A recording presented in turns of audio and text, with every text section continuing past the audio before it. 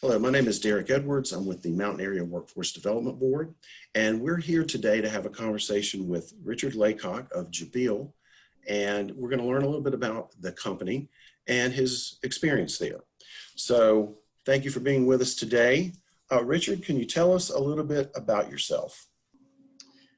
Well, I work here at Jabil, and my position here is a IP1. What that stands for is an Inspector Packer 1. What we do as IP1s is we fluff the parts as they come off the machine. We'll fluff them, we'll bag them, we'll label them, we'll make sure that there's no contamination, no defects with the parts, and then if everything looks good, we'll make sure that the labels are good, we'll make sure everything's verified, and then we'll ship it out to the customer. And tell us a little bit more about the parts. Tell us what these parts are, what they're made out of. Some of them are made out of silicone. More or less, they're plastic. What they're used for is injector pins, which is really good for the company and also for the customer, the person who's actually going to use them. Okay, great. How did you choose your career? And I know you're early in your career, but what share with us some of your decision making in that? Well, honestly, I didn't know that this was going to be my career. It just kind of happened because prior to this, I didn't really have a job. So this was actually my first job. And so far, it's been working out pretty well for me. The job before this, like I said, I didn't really have one. It was just me being an intern at my church. And there's a difference between, a church and an actual manufacturing place. So there's a big difference there. Yes, gotcha on that one. So what education, training, or background does your career require? And you could speak to like maybe training or that you don't have now, but as you look at your job and maybe progressing with the company, what are some of the trainings you'll maybe need to get that you don't have yet? Okay. Well, as an IP1, the high education that you really need is just a high school diploma. Your best bet, though, is to make sure you do have a really good understanding of math, so like really good math skills. Wait, are you saying you use math beyond high school? Yes, you do. Okay, just want to clarify that for our viewers. Thank you. You're welcome. Besides that, the other education you might need is probably like, depending on where you want to go in the company. If you want, say, to be an actual technician, you'll have to, maybe go to a class for that. But other than the high school diploma, there's not necessarily anything you really need. It's good to have other diplomas, like or other degrees. There we go. It helps in finding different positions too. Does Jabil offer help with going to school if you want to go to school? Yes, it does. Do you know anything about that? I mean, is this something you're considering or? Tuition assistance. Tuition assistance. Tuition assistance, that's great. So what is a typical workday kind of look like for you? And you don't have to give us every little thing you do, but just kind of give us a brief description of what your day looks like. Okay. Normally what it looks like is I go into the wing. There's different wings here at the company, and each wing does something different. There's manufacturing wings, and then there's assembly or sub-assembly. Where I work is in the manufacturing portion of it. What I do is when I get here in the morning, clock in like normal, I'll go into my wing. You got to make sure you gown up, make sure you have your beard cover if you have a beard, make sure you got your bouffant, make sure you got shoe covers. Also have to make sure you got steel toe shoes because that is a necessity. But once when you get into the wing, after you got your rubber gloves on, you go in the wing, You make sure everything's caught up. If it's not, you fluff your parts. You label the tote. If it's a good tote, you label it. You make sure your label is verified. You'll put it on a pallet kind of thing. When you're done with that, if it's a full pallet, you'll take it to the airlock for the people in the warehouse, and they'll take it from there. More or less, you just want to make sure like your area is cleaned up, make sure there's no parts on the floor kind of thing, make sure there's no oil underneath machines, things like that.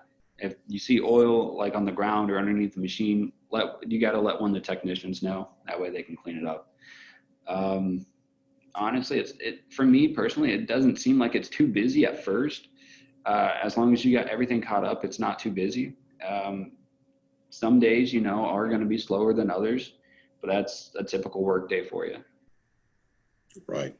So I've got two follow-ups on that. When you say fluff the parts, describe what you're doing there? All right. So what you're doing there is you're actually fluffing the parts. All right. So what that means is you're taking your hands with your rubber gloves on, because otherwise you'll contaminate the parts, but you'll actually go underneath the tote or inside the tote, and you'll bring the parts up, and you'll do that consistently a couple times, if not more. While you're doing that, you're looking at the parts, making sure you don't see any like oil, no contamination, things like that. So these things are warm coming out of the machine, and you're trying to keep them from sticking together. Yes. Is that part of why you're doing that, as well as the visual inspection? Yes. You also got to make sure that some parts, you got to make sure you fluff them a couple times and not close them after you fluff them once, because they still need to cool down depending on the part. Mm-hmm. And you also got to be careful, because some parts actually are pretty hot. So you could potentially burn yourself if you keep your hands in there. But other than that, if you're fluffing, you're fine. It's not going to.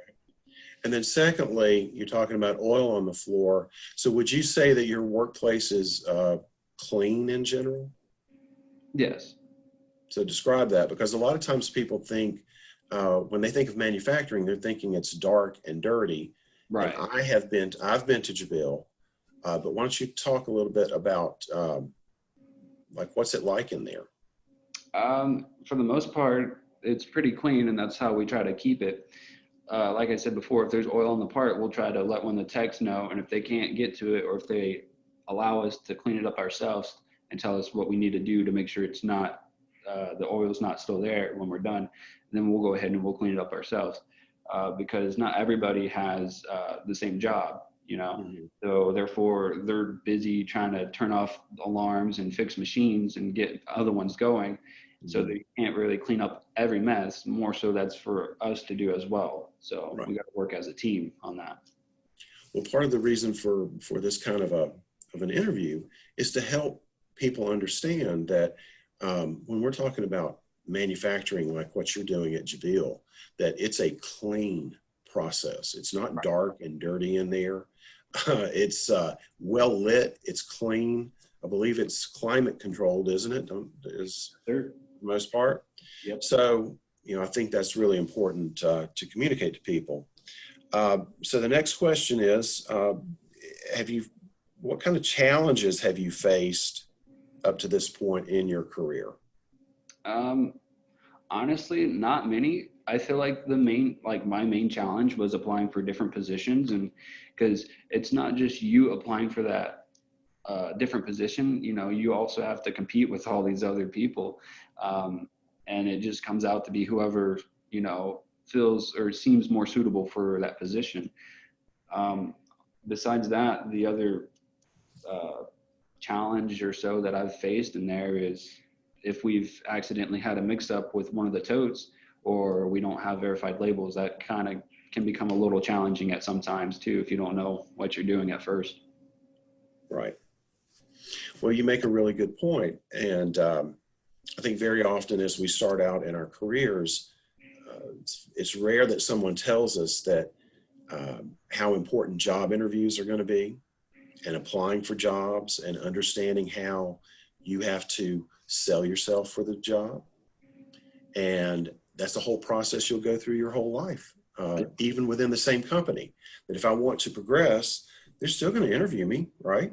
For the job, I still get interviewed, even though they know me.